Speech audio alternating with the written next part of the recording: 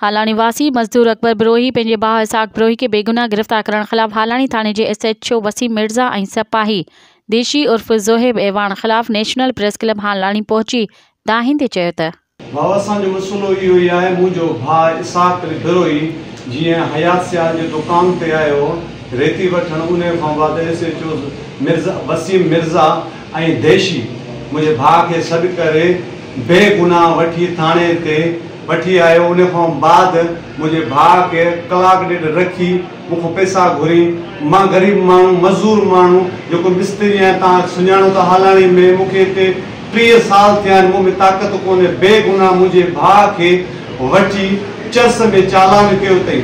SHO जो कमु आहे त घटि में घटि जांच करियां त कहिड़े क़िस्म जो माण्हू आहे, छा कंदो आहे छा न आहे। ॿियनि जी वंगार थो सरियाम हालाणी में मंशियात हले थो, जेके आहिनि डीलर आहिनि उन्हनि खे को गिरफ़्तारी कोन था कनि। मुंहिंजे भाउ खे बेगुनाह चर्च में चालान कयो वियो अथई। मूंखे इंसाफ़ खपे। मज़ीद ख़बरनि ऐं तफ़सीलात लाइ विज़िट कयो असांजी वेबसाइट www.awamiNewsHD.com ऐं ॾिसंदा रहो अवामी न्यूज़ HD।